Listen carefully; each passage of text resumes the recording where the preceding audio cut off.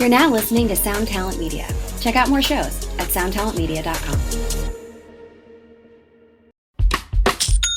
When you think about businesses that are selling through the roof, like Aloe or Allbirds, sure, you think about a great product, a cool brand, and great marketing. But an often overlooked secret is actually the businesses behind the business, making selling, and for shoppers, buying, simple. For millions of businesses, that business is Shopify. Nobody does online business better than Shopify. It's home of Shop Pay, the #1 checkout in the world. You can use it to boost conversions up to 50%, meaning way less carts going abandoned and way more sales going through to checkout. Sign up for your $1 per month trial period at shopify.com/income, all lowercase. Go to shopify.com/income to upgrade your selling today. That's shopify.com/income.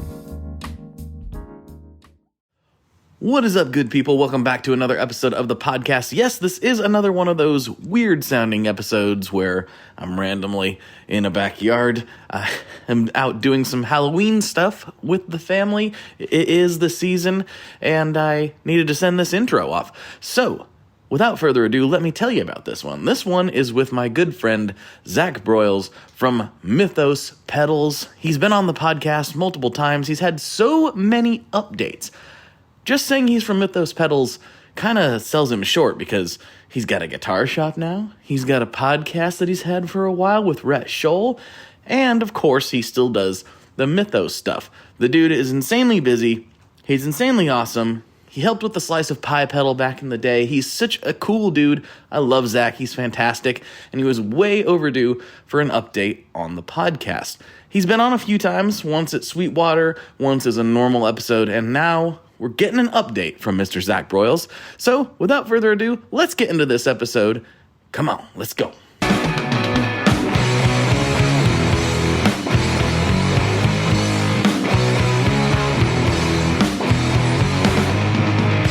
Hello, everyone. Welcome back to another episode of the Tone Mob Podcast, the show about guitar stuff, occasionally, sometimes. I'm your host, Blake Weiland, and with me today, I have returning Mr. Zach Broyles from Mythos Pedals. What's going on, dude? Hello, hello, hello.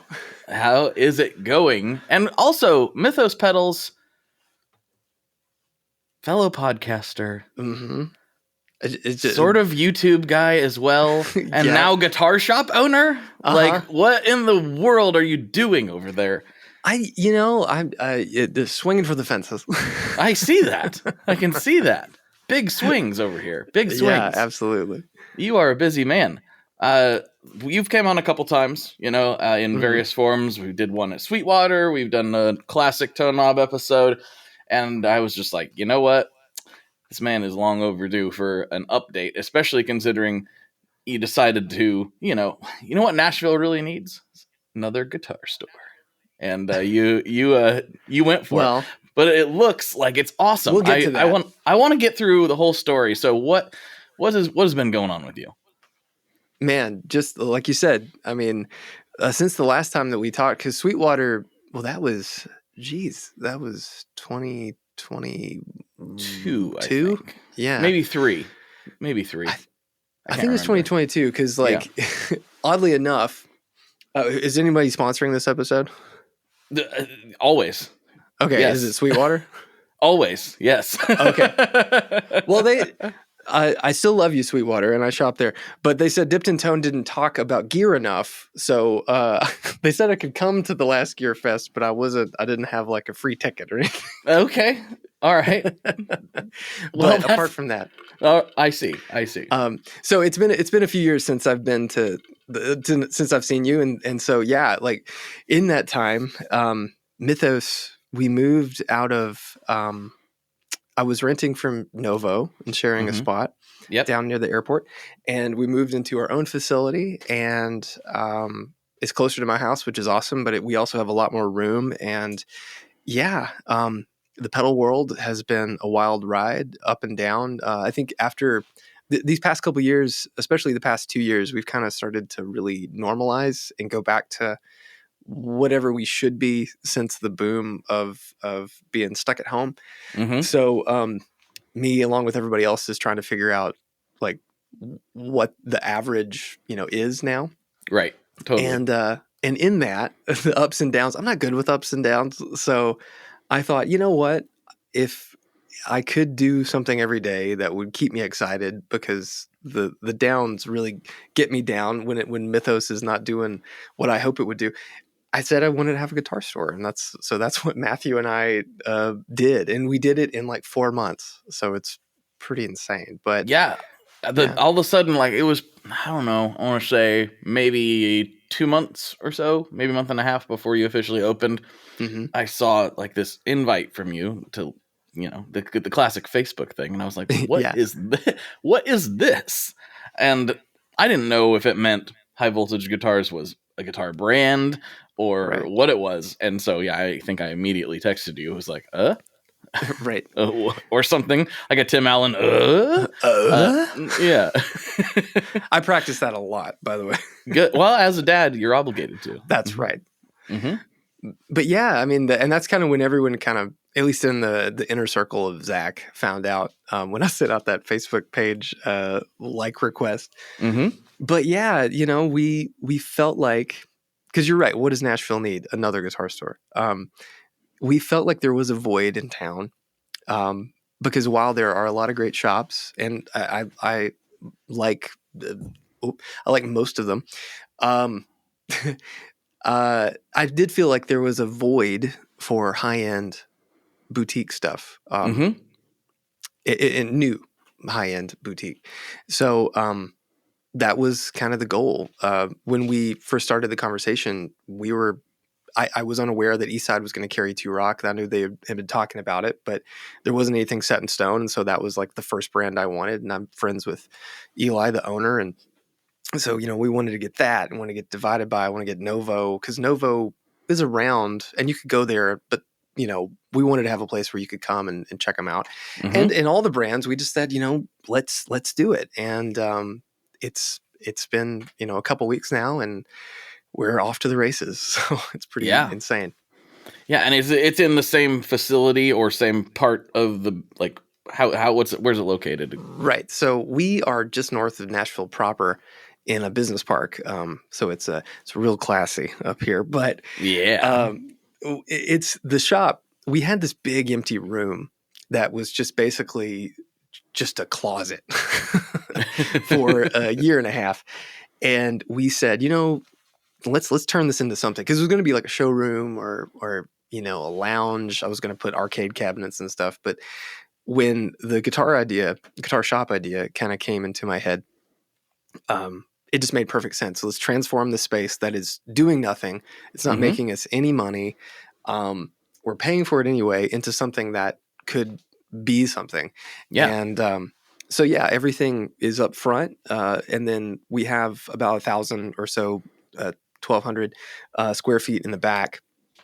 And so that's where all the inventory, and that's where we build all the pedals and whatnot. And it's just a, pretty nondescript, building in this business park, industrial park, really. But I think it makes sense because it's really easy to get to. And if you're in East Nashville or even downtown, you can get here in about 15 or 20 minutes, which you've been to Nashville. If you are driving across town in Nashville proper, it can take half an hour. So, easily. Not a big deal. But yeah, it made a lot of sense, and it didn't increase our overhead, which, if you want to get into the heady business things, like that was one of the biggest reasons. The only thing we had to, the only money we had to spend was on the stuff and to make it look halfway decent. Sure. And you already have people there. Yes. It's not like you've got, thousands of people coming in and out that you have to try to figure out how to corral or anything like that. So it's like a manageable thing. Once you explain, at first I was like, Zach's a crazy man. Opening a guitar store is so hard. But once you explained to me what was going on, I was like, oh, actually, this makes a lot of sense. I totally understand. I wasn't about to let's roll these dice and rent something, in town, because that would be, it's like $10,000-$20,000 a month or something at minimum. So I didn't even want to think of that, but we're basically our lease here is up until or our lease is here until November of next year. So we've got about a year's time to see, is this going to work? Are we going to be able to manage it here? Is it going to grow here, or is it going to outgrow this place? Because if this spot just doesn't work in a year's time, then we can move, or we could keep Mythos here and move the shop somewhere else, or something. So we're just trying to just see what happens. Because ultimately it's just a lot of fun at this point. The hardest thing is going to be just trying to figure out how to sell these those inventory, these guitars and amps.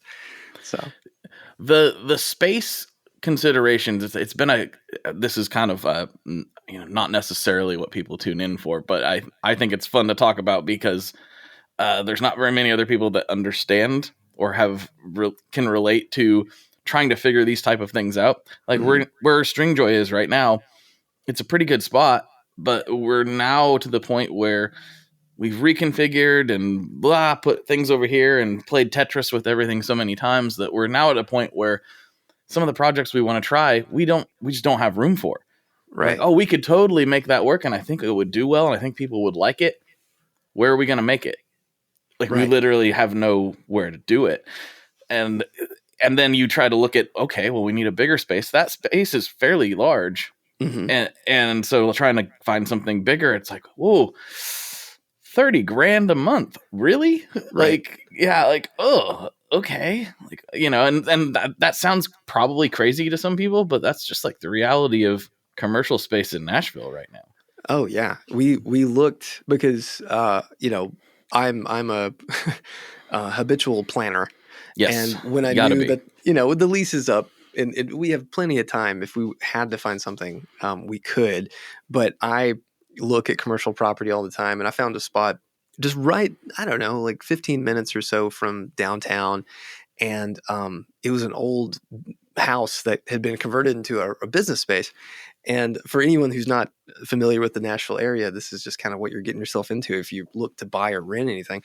It was like I said, it was a house, and the upstairs was a converted attic that was, like slanted walls and roofs. Couldn't really do much in it. So you basically had the ground floor, and there was an outbuilding, and they were asking $1.6 million for it. And then rent was going to be, whatever that was divided up. And it was, it was old. And so nothing was like level. We've all been in those houses where you walk in and you're like, hey, wait a minute. Yeah. You feel like the crooked man in a crooked house. That's right. And I said, man, the moment like one of us drops a knob, it'll just disappear. Yeah, go underneath a board in the floor. We'll never find it.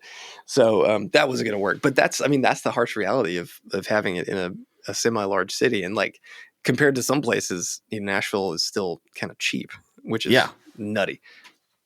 It's very similar. It's actually insane because I remember a time when it wasn't the case. Mm-hmm. The market in Nashville and Portland are almost mirror image for each other. And so there were times where I was like, I should get out to Nashville. It's just so much cheaper. And now over time, I'm like, it's not anymore. But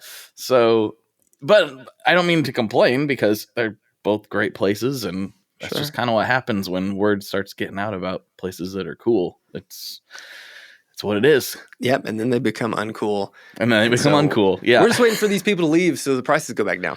Yeah, that's right. Go back to wherever. We don't need any more guitar players. Come on. That's funny. That's what Robert Baker, I was there, I don't know, over the summer, and I went over to his place and we had a podcast, and he said, similar to the what I said about high voltage. He's like, you know what Nashville really needs? Another guitar player. I better get over there and plant my flag in the ground or something. I think the beauty of Nashville for creatives, and not necessarily someone who's moving here to try to get the gig necessarily. Mm-hmm. It's a great place because, Robert said the same thing to me, and Robert's not out there fighting for a gig on the weekends or any touring gigs. He's trying to do his thing. And being here, is great because he literally lives 5 minutes from my house. So Oh, perfect. like, we can hang out. We can we go see Corey play. There's Corey, there's RJ, there's all these great guys that are always, kind of doing stuff in town. And so you have this pretty strong knit creative community in the Nashville and the greater Nashville area, which I think does make it really appealing. I mean, Rhett usually comes here. He's not been here in a while, but normally he's here every month or so, every couple months. So it's like there's this constant rotation of familiar faces. And I think for those guys and for anybody that would ever want to get into that, it's a solitary kind of lifestyle. And I think you have to have that sort of community or you'll just go absolutely insane. Yeah. Yeah. I mean, what's interesting about that town, well, there's a lot of interesting things about it, but one thing that I find funny is I'll go there and run into somebody that I know doesn't live there, that I'm also like associated with or friends with, or somehow I know them through, guitar world. And I'm like, you live, and it happens all the time. I'll run into people from all over the country that happen to be, it's just a magnet for us. It just pulls us all in, and it has been for so long. And it's not just a country music town. It hasn't been for years. No. It's a guitar player's town. It's kind of weird. There's nowhere else like it. No, it's, and it's intimidating. But it's also, a pretty warm and welcoming place. Very rarely do you have guys looking down their noses at people who are just coming to town or just, starting out at Berkeley or anything. Because, I mean, more often than not, those guys are the best players that you're going to meet, which is saying something. Mm-hmm. It's true. It's true. So kind of segueing on, like, if you've been doing this for quite a while now, and, our first interviews were getting your story. Mm-hmm. And now you're looking at the pedal world and the gear world in general. And, both of us are a little older and a little grayer and maybe have I definitely am. You don't have enough there, brother. You got to start growing it up. It's coming. It's coming faster than I care. But I don't really have, I'm not dying it. So it's going to be what it is. It's too much work. I'm not be one of those LA guys that jet black hair at 65. Oh gosh. I don't know if that's going to be me. My little boy, he like never noticed my white hair. And I'm like constantly like, I just like being in stress is just like my normality. So it's just like dealing with that. And so it's like, I feel it, I feel it turning white, and my temples are going white. I'm, getting the Reed Richards thing and all that. But my little boy noticed my chin and all of it going white. It looks like I've, spilt milk all over me. And he said, "Daddy, you should fix your hair color. You should dye it." And I was like, "Bud, everybody has seen a picture of me, and if I show up with a brown beard, it would be the weirdest thing in the world. I'd better off shaving it." So, so you shave it, and then you as it grows back, you just kind of start working it, right? Yeah, slowly. Yeah. What? I've been using hymns. Oh man, yeah. I used to pull them out because there was so few. It was like, oh, that big white hair in the dark beard. I'll yank that one out. And then there became so many. Like, I guess I'll have a bald patch if I keep doing that. So yeah, I just got to roll with it. It's just what it is now. Yeah, I thought it was cool at first, and then it really started coming. And then I'll see like pictures like from behind, and my crown is just completely silver. It's like, oh. Okay, it's happening, but I just turned 40, so that's how it goes. Hey, you got to turn 40. I hope so. I hope I hit it again eventually. Exactly. But well, where I was going with that was if we were looking back at, say, our like younger self, we were looking at Zach Broyles from 10 years ago ish. What advice would you have for yourself, kind of getting started in all this? Oh man. Well, there's so much advice. I mean, the one thing that I'm glad I did early, and I would have told myself to do even earlier, is invest more in myself. Because it's scary, it's scary to say, hey, I'm not going to have this amount of money for fun. It's all going to be for work. And like, there has to be a very serious delineation between those two things. But that was something I did eventually. But if I was looking back at where all this kind of, when it really kicked off, I would have tried to put more into all of that. And then I don't know, it's hard because I've always been a bend till you break sort of person. Mm-hmm. It always takes me a really long time to admit I need help and then get help. Because there's always that admission of like, hey, I should probably hire someone to do this, or I really need someone to take care of my taxes for me. Like I need those things.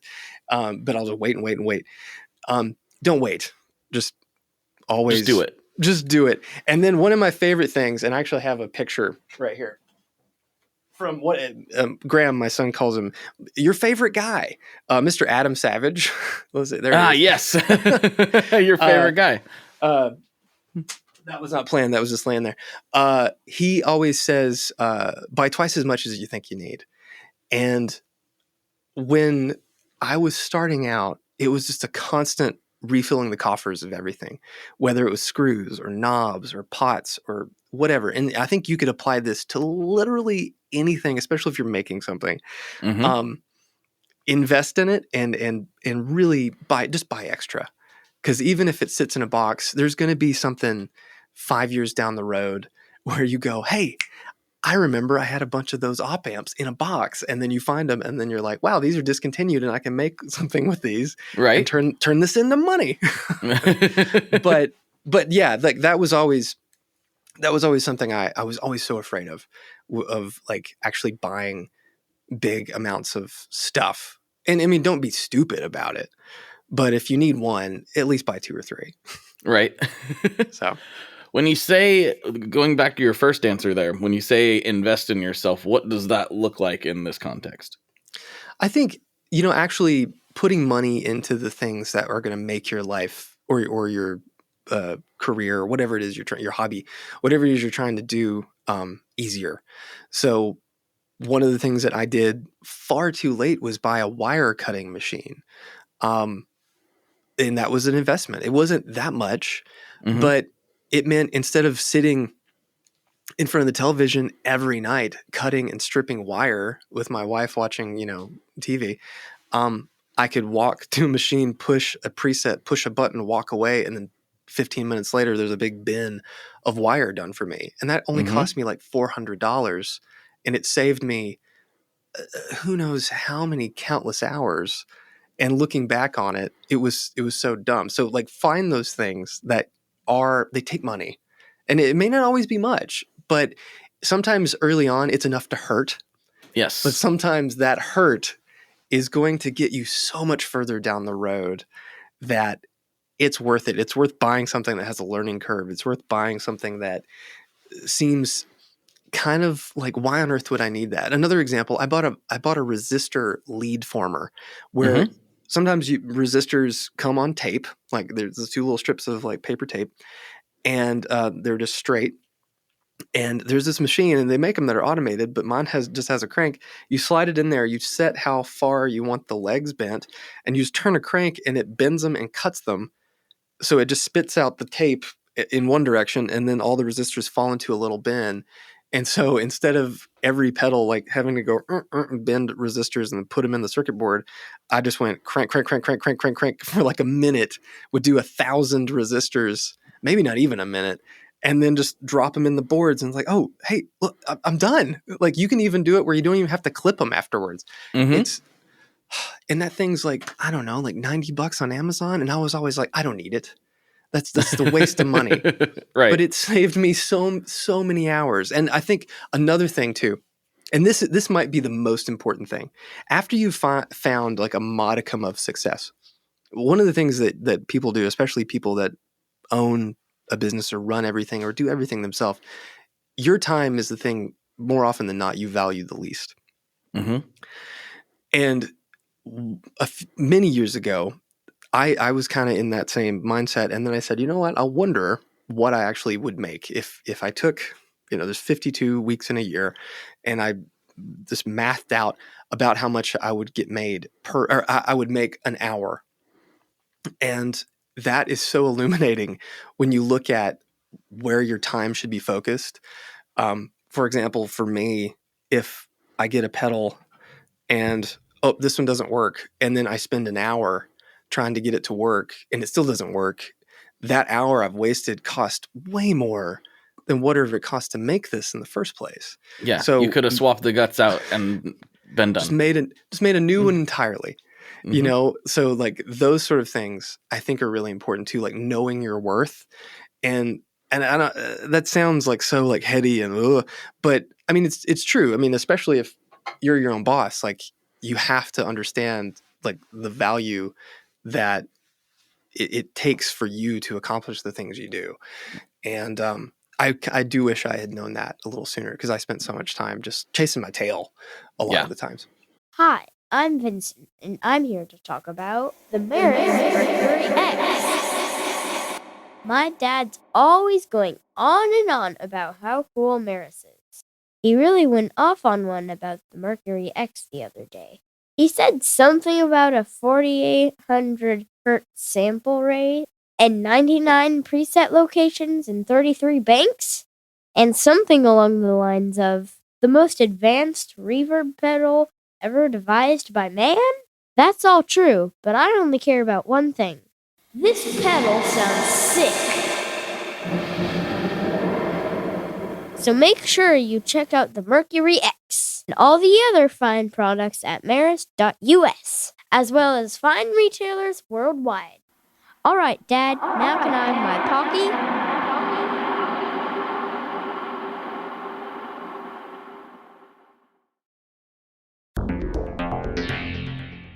How exactly do artists get their music on Spotify, Apple Music, Deezer, Tidal, all these services? How in the world do you get your music there?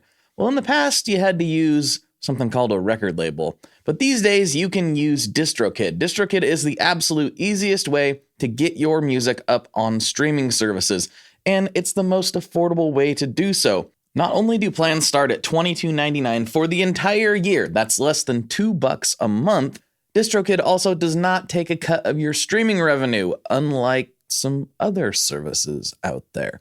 Even better if you sign up by going to tonemob.com/distrokid. That's tonemob.com/distrokid. One more time, that's tonemob.com/distrokid. You'll get 30% off. That's right, 30% off their already extremely reasonable prices. So go to tonemob.com/distrokid and get your music out there. We are brought to you today by Sweetwater, specifically the Gear Exchange. You may have heard about this. This is a place where you can go to buy and sell your used gear. Maybe you got a pedal over there that's just kind of collecting dust. Maybe there's something you've been eyeing from the Sweetwater catalog. Well, right now is a great time to turn that unused gear into something you're actually going to use. Even better, if you sell on the Gear Exchange, you can keep 100% of the sale as long as you choose a Sweetwater gift card as your payout method. That is not too shabby, because let's be honest, most of this buying and selling we do is just to fund new gear purchases, and that is a great way to reach a wide variety of customers and keep 100% in your pocket, or rather on your pedal board. So go check out the Sweetwater Gear Exchange and turn that unused gear into something that's actually going to help you write that next huge riff. Yeah, it's one thing that's related to this that it took a while for me to learn, because I'm very much of like a DIY type of mindset. I'm always like, no, I can make it, I can build it, I can do whatever, and I can, which is also dangerous because sometimes you shouldn't. Right. Like, just because I can do this doesn't mean that's the best use of my time right now. And one great example is, at Stringjoy, we got a bunch of machines in from a manufacturer that closed up, and we were like, this is awesome. Now we don't have to buy these really expensive ones because we have all these ones that we can use. Sure. These things were beat to death. Yeah. They weren't, we could make good product on them, but it was not efficient.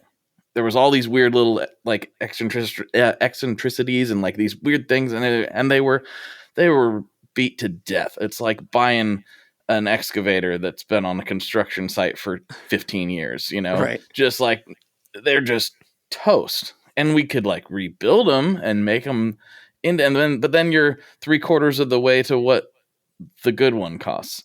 Right. And I'm good friends with Jack DeVille at Mr. Black, and he has a thing that he's told a lot of people, and he tends to follow this. Buy the good one. Yeah. Just get the good one, whatever that is. Like, you don't have to have the best, you don't have to have the Ferrari, but you don't have to have the worst one either. Just get the good one, and every time you use it, you'll be happy.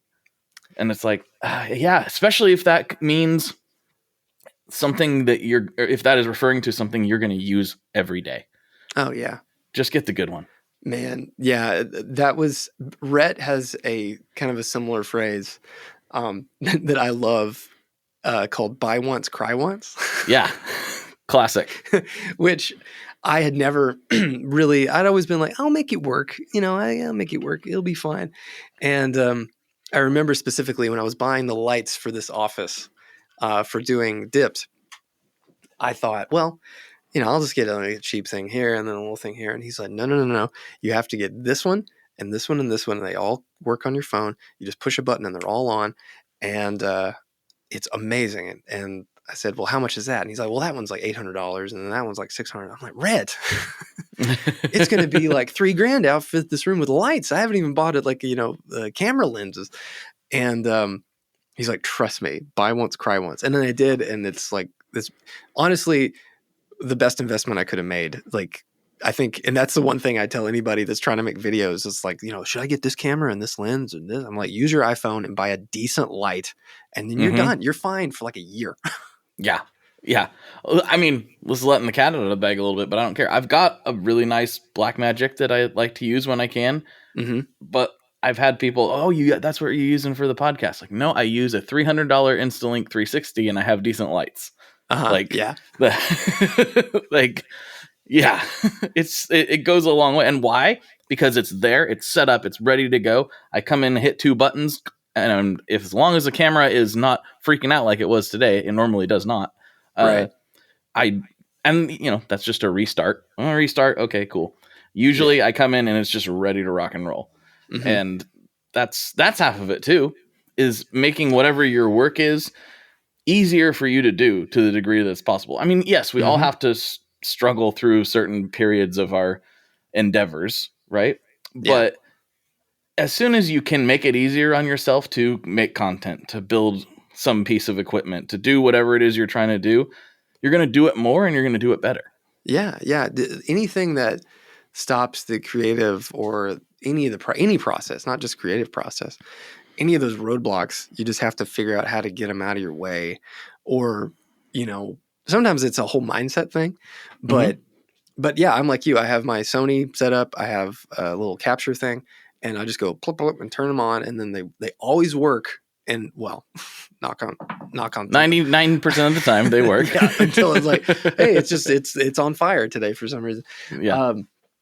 But it like that, getting those roadblocks out of the way is such an important thing. And yeah, like another thing that Adam Savage kind of instilled in me, like if you haven't read his book, Every Tool is a Hammer, it's totally worth reading. Or listening to it. If you have the premium Spotify, all the books are on tape, are on there now, and you can listen to it. It's really good, especially if you're the creative type. But he talks about first order of retrievability. Oh, and always have whatever tool you use at any given moment. Often, just have one everywhere you work. Like I have screwdrivers everywhere because I'm always needing a Phillips or a flathead screwdriver. I have digital calipers everywhere. I have all that stuff. Just like they're usually within 10 feet, but more often than not on a desk. And that's another thing. And again, that's an investment. Like you're buying nice tools, and then all of a sudden you got to buy 3. You're like, oh, geez. But the moment you have to walk across a room multiple times a day, you'll thank yourself, and you're like, hey, I'm glad I spent an extra $10 or whatever on having one over here and over there. Right. I mean, that's going back to another Jack thing. He designed his room his process. Well, he designed the layout of his room around his process. Sure. He measured how many steps it took to go from station to station to do the whole thing to end up with a complete unit. Man, aren't all of us kind of like just messed up in the head just a little bit? I think so. Because when you say it out loud, you're like, that sounds kind of crazy. It sounds kind of crazy, but when you go through that process, it's like, actually, this isn't as crazy as it sounds. No. I'm here for it. I like it. I thought you would. I'm that kind of crazy as well. Counting steps. I'm getting there. I'm learning that kind of crazy and how it's actually necessary in some ways. Learning to be crazy. That's seems like the opposite thing that most of us are trying to do in life. Well, I mean, what I've found, this is going to sound really, really weird, but following conventional wisdom hasn't always served me very well. Mm-hmm. Doing things kind of, for lack of a better term, like my way, or a way that seems scary or weird to quote unquote quote normal people, has served me well. Right. And I don't know if that's just because I am a little crazy and weird, and that's what I need to work at an optimum level, is a weird environment or a weird thing to work on. Sure. But following conventional wisdom hasn't really been the best thing for me. I found myself miserable when I would follow conventional wisdom, career-wise. Well, like the idea of Occam's razor, the simplest answer is the right one. I mean, that is a very personal thing. So, however it makes sense to you, I think that's something you just kind of have to accept. And then I'm so hard-headed, and I have my team here, and I definitely have things that they do their way, and I don't do it like that, or I ask them to do it another way and they find it very hard in little things. And I think that's normal for a boss. But me being me, someone will say, well, I like doing it like this. And I'm like, nope. But, again, that's just me. I grew up with a dad who was very much like, here's your steps on getting this done, and this is exactly how I want it done. And if you don't do it like this, you're going to do it again.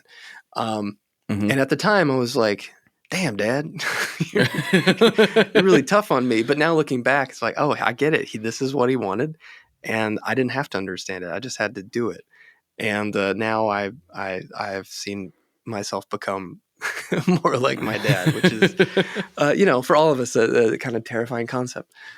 Yeah. Oh, I found that all the time. I'll be like, now don't you? And then I'll just hear, I'm like, I am my father. Mm-hmm. I am saying the exact same thing my dad said to me now that I'm a dad, and I understand why he said it now. Yeah. It's a weird realization. It's something that I think all of us, we man, woman, doesn't matter. You grow up, and especially if you have kids and they're like asking you questions and like they get on your nerves, and you'll say something just like, don't talk to me right now. And then you have a flash of your parents doing the same thing to you, and you're like, oh, I get it. I was just really annoying. I mean, I found myself the other day, I'm like apologizing to my kid. That's not like something that I grew up hearing a lot. Not that I needed to, but I realized like I overreacted there. Mm-hmm. I was right about what I was saying, but I didn't need to say it like that, Right. And my kid is old enough that he's probably going to remember that. Right. And I felt bad about the way I reacted, even though he was doing something bad. Sure. And I just was like, 10 minutes later, half hour, whatever it was, I just came back to him. I was like, I still mean that, but I am sorry for reacting that way. That was bad of me, Right. And I'm not that person who's like, kids are adults and you have to treat them like your best friend all the time. I'm not that guy. Right. But I do think like my son deserved that level of respect. He did a bad thing, but that was unnecessary. Right. I responded bad. We all go through that. We all go through that as parents. Well, some of us do, but I understand what you're saying because I've been there myself. Yeah. It was weird though. Cause I was like, I have to apologize to my 9-year-old. I'm the adult here. What's going on? But no, I did. It was a weird feeling. Yeah, man, I'm right there with you. I've had to do it. So, sit down and be like, okay, now it's not like everything's fine. Mm-hmm. Right. So, but yeah, man. But yeah, it's been like this year has been absolutely crazy, like building up to just where we are right now. I never anticipated all the things that happened to like coalesce in like where we are currently and where I am. Yeah. Well, going back to the store a little bit, what was the seed that planted that? Because I know you're making pedals, and I've talked to you quite a bit off and on over the years, and that was never something that was brought up. So what was the seed? Was it really like, we have this space and we should utilize it, or was it more like I just really want to do this? Well, I've always wanted to have a guitar store, and having worked in I worked at Carter, and then I've helped at other guitar stores over the years, just for free and for fun. I felt like I had built a good knowledge of what I wanted out of a store, and really it was the lows of Mythos this year that kind of had me questioning what it is that I truly wanted to do every day. And when that question pops up, and that's something that, so many of us talk about with our spouse or with our coworkers or whatever, that was always something that was in the back of my mind. And that was something that I'd always kind of thought about. If Morgan would say to me, like, what would you do if you weren't doing Mythos? Like, well, I'd kind of like to have a guitar store. And then that's really what happened this year. And everything just kind of fell into place, and it felt right. And I'm the kind of person that anytime I think of something, or if there's an idea and I start chasing it, when I start pulling that thread, if it never feels like this is a bad idea, then I just keep pulling. There are definitely things in life that I've done where I've said, I'm going to stop. this is not going to end well. But, we had the idea. I called the bank just to see, like, how hard is it to get a loan to buy all this inventory? Because, like, I could do it and then Mythos would be broke, and that's a bad idea. Right. So we got that ball rolling really quick, and then like the name High Voltage Guitars just kind of came to us, and then we got the URL from it was like just parked, someone had it, and then we bought it for a fair price. And then that person emailed us and was like, hey, I love the podcast. I know the pedals. I love that you're the person getting this. It was like all these things kind of like happened where it's like, this is the right decision. And so the wheels just kept turning. But truly, it was something I'd always wanted, because as much as I love pedals, and I do love pedals, but in the grand scheme of music that I want to make, pedals are the least important part.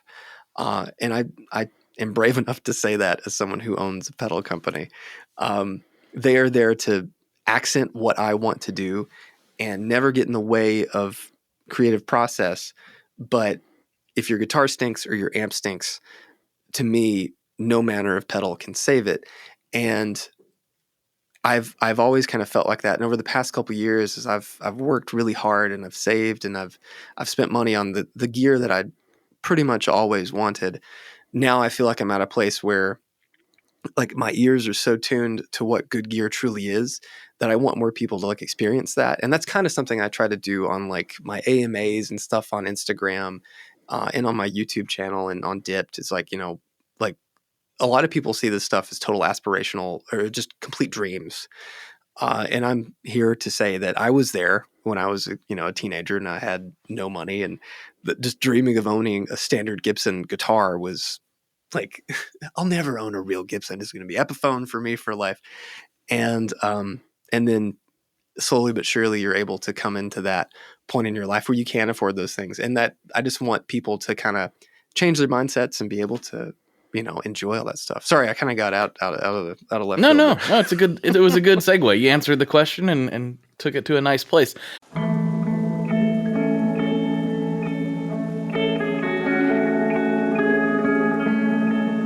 Hello there.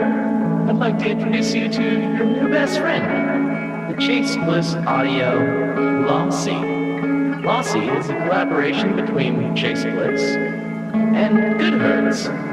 it's meant to give you some control over those weird digital artifacts that come with very compressed audio. You're hearing it right now. All the changes that are taking place are strictly coming from my playing dynamics. I'm just interacting with the pedal and letting it do its thing. In some true stereo goodness. If you'd like some more details about lossing, I'd invite you to head over to chaseblitzaudio.com. I think you're gonna like what you find.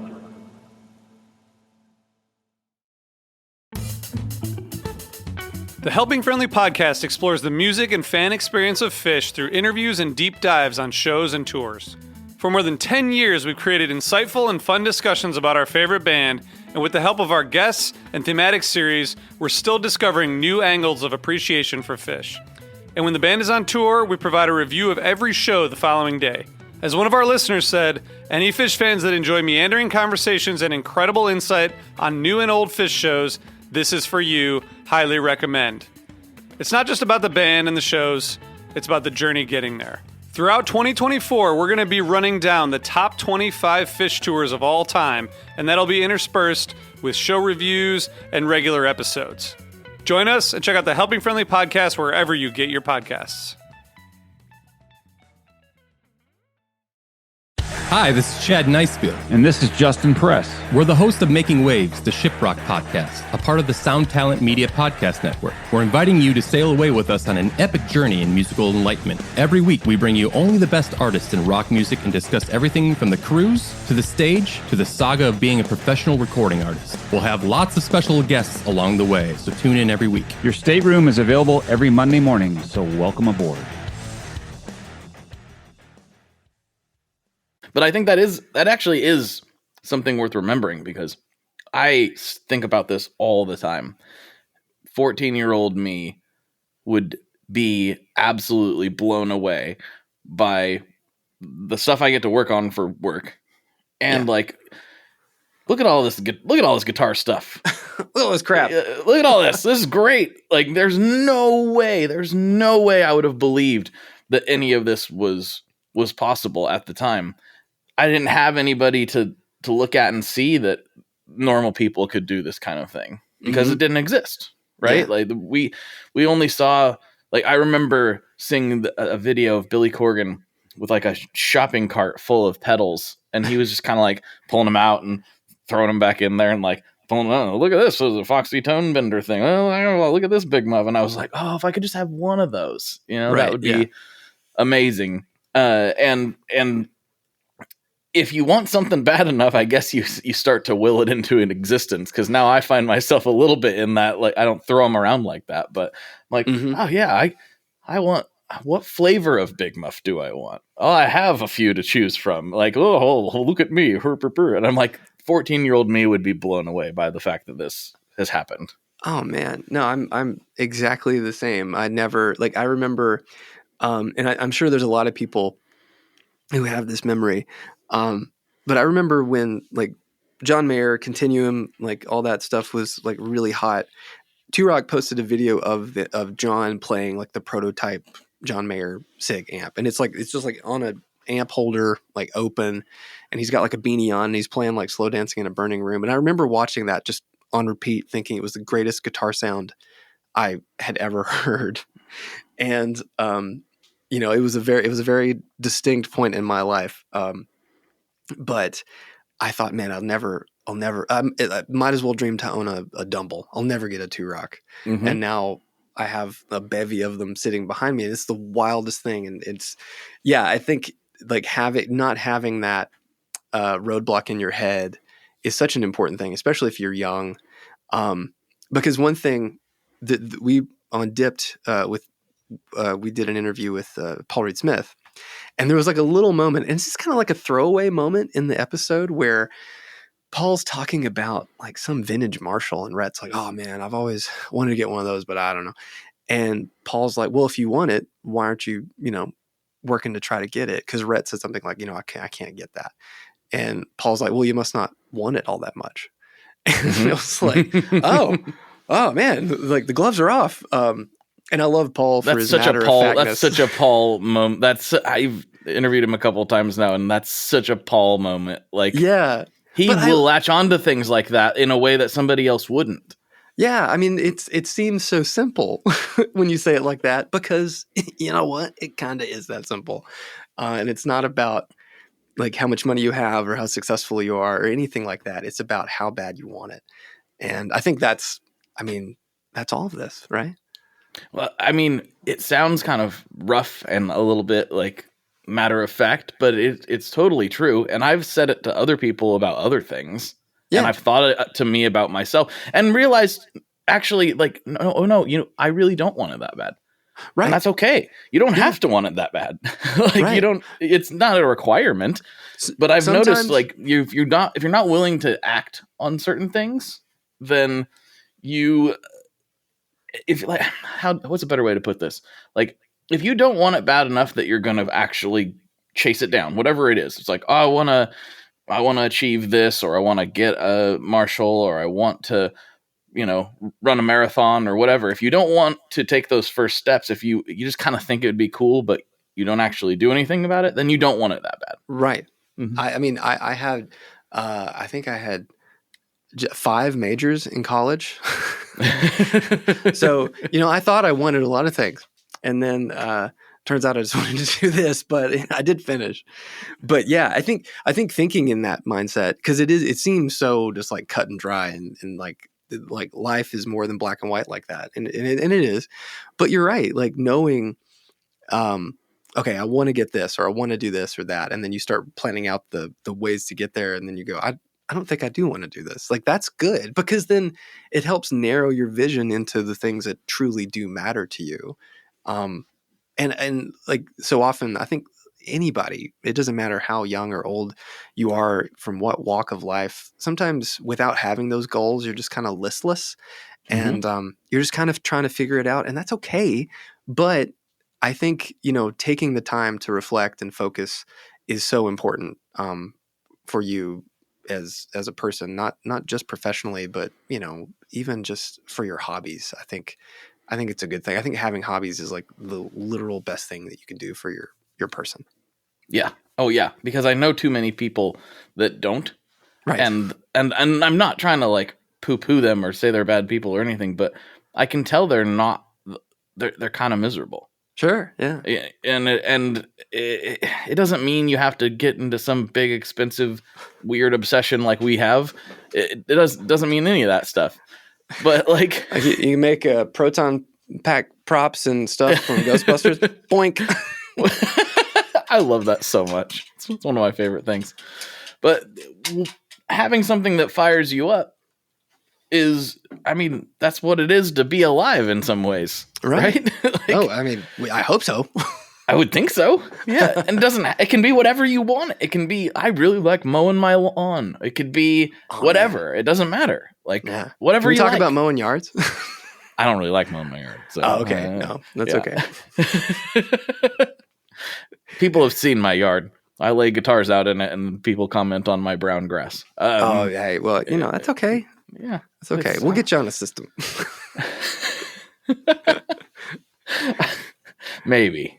It's about knowing yourself, okay? And I don't care about my yard. No, I know. Man, I try to make a nice yard in our neighborhood, and it's just like, if you're in a neighborhood where no one else does, then it's like no manner of work is going to keep dandelions out. It's like it's a fool's errand. But no, it's funny because I called a friend of mine, Jacob, the visual guy. He's a YouTuber. He does a lot of pickup demos. Great guitar player. And I heard like a lawnmower being turned off, because usually we just talk about guitar stuff. We're talking about pickup covers or magnets or just nonsense. Mm-hmm. And I heard his lawnmower turn off, and he was like, I just got this new electric mower. And we like talked for the rest of the time about how well it cut the grass. It's like, this is just a dad thing, It's so stupid. Hold on, let me lace up my Air Monarchs real quick. I got grass cutting talk to have. Mm-hmm. Yeah. Don't get me wrong. I try to keep it to where it doesn't look like the Beverly Hillbillies live here, but it's not. My grandpa had a green thumb, and he had a beautiful yard, and I thought in my brain that I would be like that as an adult, and it turns out that I am just willing to do the bare minimum to keep it presentable. That's okay. That's okay. I've dreaded buying a nice car because I know how often I wash my car, and I'm in the back of my mind, I'm like, it'll never look nice, and I won't want to drive it. So there's no point in getting it. Yeah. Cars. Whew. Are you into cars? Like, yeah, because yeah. I'm a big car guy. I don't have. We just have two. Well, that's not true. I have the Ghostbuster car, which not a lot of people know, or maybe they do. You have the Ghostbuster car? Mm-hmm. Well, it's close. So the Ghostbuster car is a 1959 Cadillac Miller Meteor Futura model. It was a hybrid hearse ambulance. It's an ambulance because it has windows in the back. Mine is a hearse, but it's a 59 Miller Meteor. Does not have windows. This. Oh, this is fantastic news. Yes. And it has suicide doors, which is pretty rad. Yes. It is gigantic. It's in my hometown of Sparta, and all the rust is off of it. My dad and I bought it on eBay, like in 2008. And so my dad is finally, he's almost retired. And the moment he retires, he's going to start getting it all like done. Cause he just got, he's got to do the body work and everything, but it has a new motor in it, and we're going to spruce it up. But it's just, it's a monumental project for a car restoration, just because the sheer size of it and then the scarcity, because not only is it a 59 Cadillac, which is pretty rare, but those cars have parts that don't exist on any other cars. They were made by the coach company for the car. And if you don't have it, it does not exist. You pretty much have to get it custom made. Right. By somebody. So, and I'm not going to do all the lights and stuff, because you talk about something that the people that have them will not sell them, because the only people that have them are the people that are making Ecto ones. Of course. But yeah, I have the Ghostbuster car. And then my first car was a 69 Impala, and I think my dad might still have that parked somewhere. But no, my dad is a supercar guy. Mostly Chevrolet, tons of them, and all sorts of stuff. And I grew up around it, like, scraping firewalls and sand and Bondo, all that stuff like that. I grew up in the South doing all standard Southern things, like working on a farm and, having to deal with like castrated cows and like all that stuff. And just, the whole nine. But my dad, he was just, he's still with us. He's just a guy that loves doing everything himself. So cars, home restoration, carpentry, all that stuff. And he's kind of like me, or I'm like him rather. I wanted to get into pickup making. And so I thought, well, I'll just buy a pickup winder, and I dove like way deep. Like I found the people that supply the wire for Seymour Duncan. Like I didn't buy a little spool. I bought a big spool, and like magnets. There's a pickup bobbin right here in my desk. Like I have like all this crap. And then I got one right over there. Man, I love it. I was making them like, this is fun. I bought like an auto traversal system, and like we're gonna make some pickups. And then I quickly realized, like, I barely have time to like watch the movies I like, Yeah. How am I going to 100%. make pickups? It's so stupid. but I have it. So one day when I'm, maybe another 20 years, you'll catch me just in the back of the shop going, just winding pickup. I had some pickup winding equipment out here, and I thought I was going to do it as well. And I actually had a Ken from formerly from Roadhouse Pickups. I bought all of his stuff, and I should say, bought all his stuff. It was a String Joy thing. Sure. And then when we merged with Gun Street, I took all that stuff to Sean, and he already had some stuff. And yeah, so he's been making the old Roadhouse pickup designs for a while now. But I know more about that than I think people expect me to. I don't know the most about it, but I know more than I used to, I guess. Man, I'm so into like all the vintage. I mean, like Fender stuff is like whatever, you make that on a sewing machine. But like the PAFs and humbucker things, like I watch all John Gundry's videos from Throwback. And when I wanted to do this, like I'm gonna buy a Lasona 102, like I want to get all this stuff. And you know what? If it had been available, I probably would have bought like any of those things, a Meteor winder or a Lasona or any of those things. I'm like, I'm not going to buy a Mojo Tone winder. I'm not going to buy a Shatton winder. I'm going to buy the real thing, the real deal, like Lionel train motors. But no, I know enough to be dangerous, but I'm not good at it. I mean, like I've made a few and they sound good, but I've made more that sound bad. So yeah, I made some that sound pretty bad. The reason I made ones that sounded good is because Ken showed me exactly how to do it. Right. And so it was like, oh, well, I didn't like. I mean, I guess I learned it, but I didn't really learn it. He just this is how you do it. Oh, that's how you do it. Oh, look, okay, that's how you do it. And they work out great. Sean's a lot better at it than I am, so I'm glad he's handling that because he's way better than I am at it. Sweet. Yeah, but man, cars. I want to get into that because I am a car guy. I my first car was a '69 Camaro. I still have it. I posted in my stories once in a while. I was just driving it the other night, and it's my baby. I got it in like 2000. Probably would have been 3. I'm guessing. Right before first gen Camaros are basically become unaffordable. It was like literally like a year before Fast and the Furious came out, and then a bunch of those muscle cars just exploded, where you can barely get like a clapped out VIN number and some rust for like 10 grand now. It's ridiculous.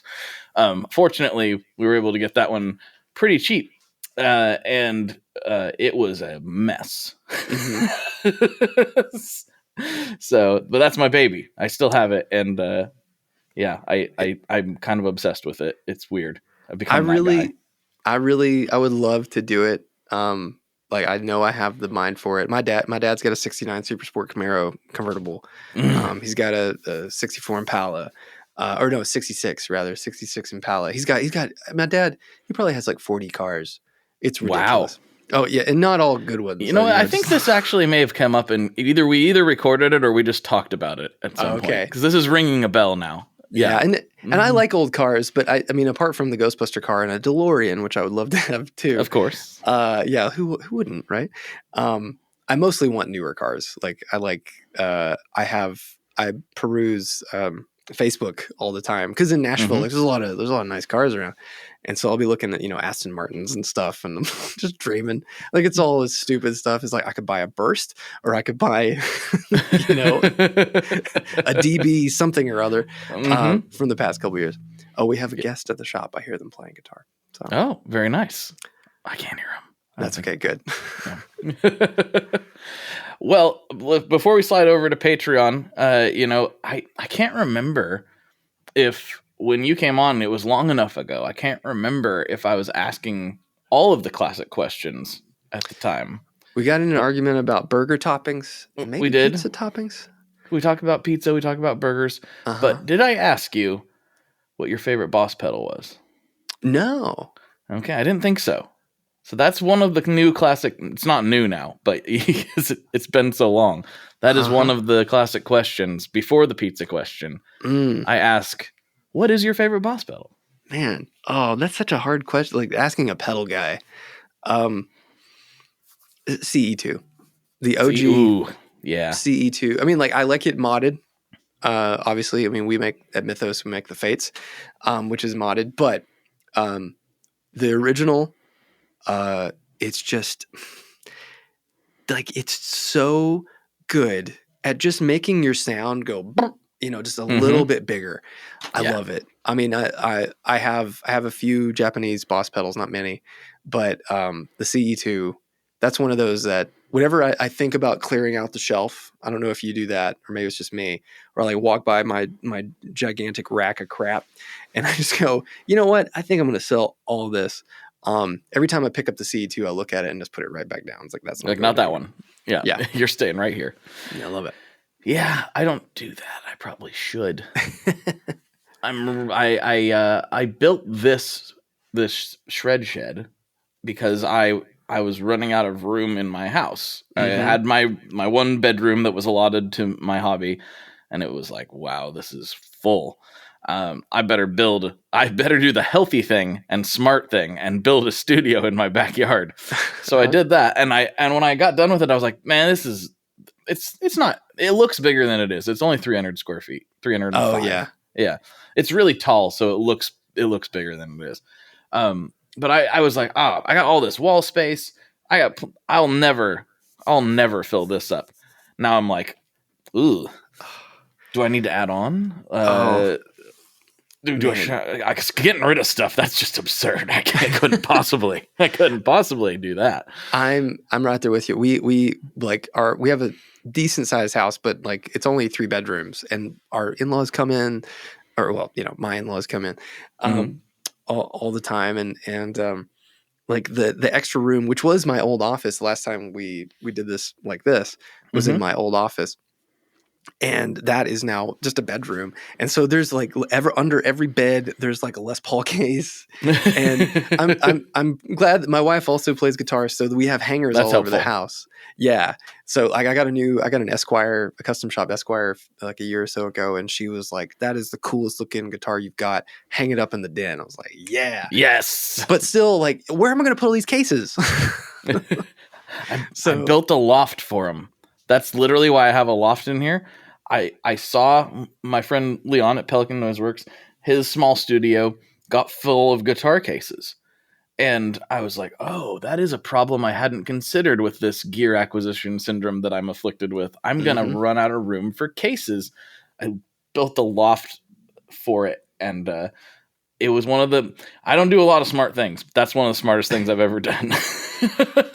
I'm the guy that when I go to a guitar store and like I'm buying stuff, I'll say, "Hey, I have a gig bag in the car. You can keep the case," because like I don't want to even look at it. I'll just swap. I'll hang it on the wall, and then if I have to take it, I'll put it in my like Reunion Blues bag, or I have a Colton case for my Les Pauls, and I keep my Les Paul case, but like if it's anything that's even semi-affordable, I'm like, can you knock some bucks off and keep the hard case? And usually they're like, yeah, sure. I'm like, okay, yeah, let's get out of here.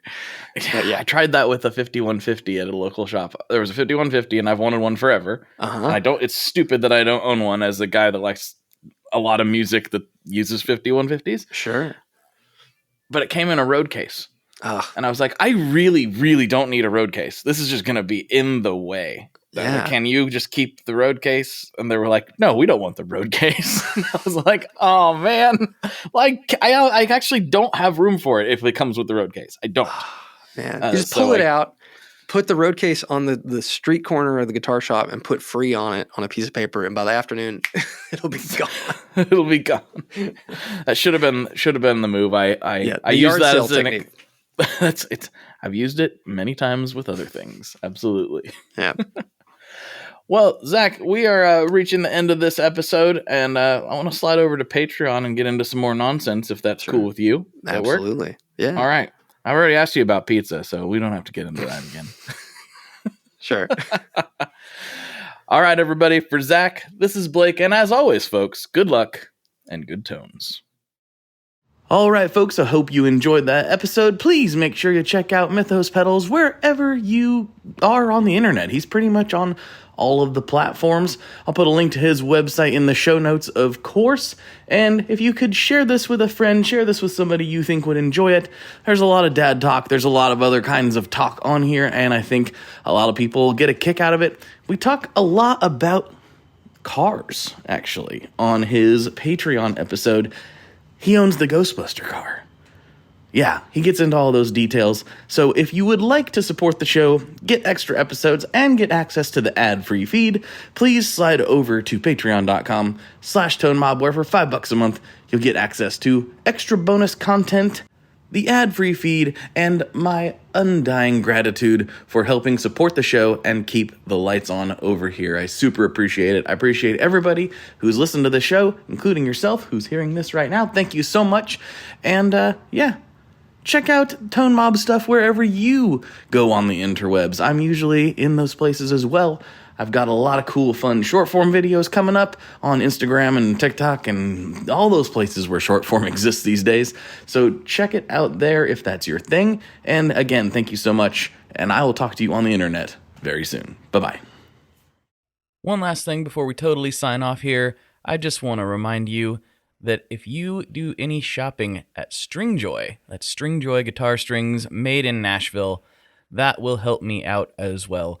As I've said for years, I'm heavily involved in that company, and I really do think they're making the best products on the market. So if you would like to try custom strings, go to tonemob.com/stringjoy and check them out today. I seriously love what the team down there is doing. I help them out with all kinds of things, and by you supporting them, you are also supporting me as well. And hey, you need some strings, so why not get some custom strings just for your guitar and playing style? Again, the link for that is tonemob.com/stringjoy, and that will take you right to their website, and you can do all your shopping through there, and that will help everyone involved out. So thank you very much. Talk to you next time. We are brought to you by the wonderful folks at Gun Street Wiring Shop. Yes, Gun Street Wiring Shop. I've talked about them before. I used to say based out of Bend, Oregon, but guess what? Sean moved to my neck of the woods. Sean's in Portland. Sean is awesome and has helped me with a bunch of stuff lately. And if you have wiring needs for your guitar, he can help you too. If you want to get weird with it, he can get weird. If you just need to spruce things up a little bit, there's your guy. He takes all the guesswork out of doing your guitar wiring, and he makes it simple, and his customer service is top-notch, and I can't say enough good things about Gun Street as a company. I really respect Sean and what he's all about, and the product is top-notch. I've got 3 different guitars that now have Gun Street harnesses in them, and I could not be happier. So go to gunstreetwiringshop.com and check them out. Hi, I'm Daniela Clark. I'm Barbara Ann Wild. And we are the Honest AF Show. Our podcast is real honest conversation with our celebrity friends and pros. Covering our anything but average rock and roll lifestyles. All while tackling the hell that is aging and the battle of beauty. Oh yeah, nothing is off the table. The Honest AF Show is available wherever you get your podcasts. Hey, this is Dewey Halpus, host of Peer Pleasure on the Sound Talent Media Podcast Network. Join me each week as I explore another long-form conversation with one of your favorite musicians, actors, comedians, or creatives.